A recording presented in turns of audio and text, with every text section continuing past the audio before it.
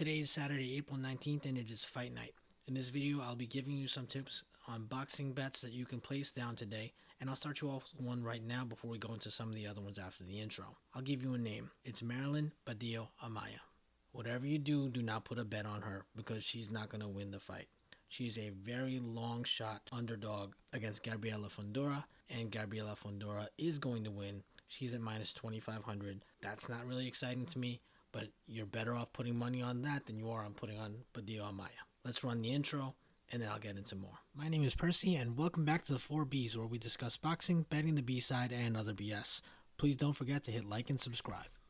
So back to that Fundora versus Badillo Amaya fight. When you look at this picture from the weigh-in, you can see one of the clear disadvantages that Badillo Amaya will be facing, in that Fundora is 5'9" and she is 5'3". The other more significant disadvantage is that Fundora is a highly skilled boxer and Badillo Amaya is not. She likes to come in with her hands down and throwing haymakers, which are not very fast at all too, and that would be tremendous trouble for her and would probably end in a very, very early loss to Fundora. You would expect better from someone who has a 19-0-1 record, but when you look deeper into her record, you notice that she's only fought 3 people who had double-digit victories, and of those 3, only 1 had a winning record. So this one is one where, rather than putting a minus 2,500 bet on Fundora, my suggestion is to go with Fundora to win by KO or TKO, and that's at minus 130 on DraftKings. I want to go down the undercard a little bit and talk to you about a fight. This is the one that I have my eye on. We have Ruslan Abdullaev,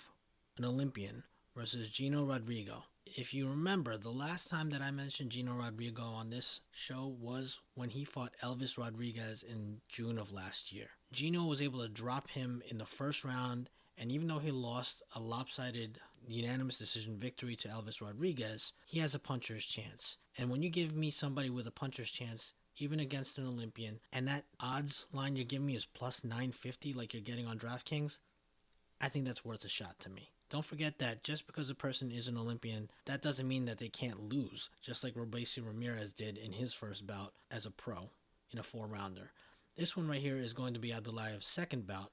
His first round was a 4-rounder where he fought a guy who was tailor-made to get knocked out and did in the second round. But now this is an 8-rounder. That could pose many different problems, and I know that Oscar De La Hoya wants to fast-track Abdullaev because Golden Boy needs stars, and this could be one of them. This might be a mistake to put him in so tough in his second pro fight. And on this card that is rife with mismatches intended to showcase Golden Boy prospects, the only other fight that I could see myself putting money on is Charles Conwell versus Jorge Garcia Perez. Charles Conwell is a fighter who will always be tied back to a fight in October of 2019 that he had with Patrick Day, over whom he had a knockout victory. But Day subsequently died after his injuries. Now, this is the kind of fight that could ruin a psyche and could derail a career, but since that time, Conwell has actually gone 10-0 and had 7 stoppage victories. Included in those 7 victories, 4 guys who had double-digit victories and 0 defeats at the time that he fought them and stopped them. While Jorge Garcia Perez does not boast an undefeated record like these other 4 opponents did, one thing he does have in common with them before they face Charles Conwell is that he's never been stopped. I am looking for Conwell to get the stoppage here too. That would come at minus 165. All in all, the 3 picks that I'm giving you, 2 of them are by stoppage. Fundora is a minus 130. Conwell is a minus 165.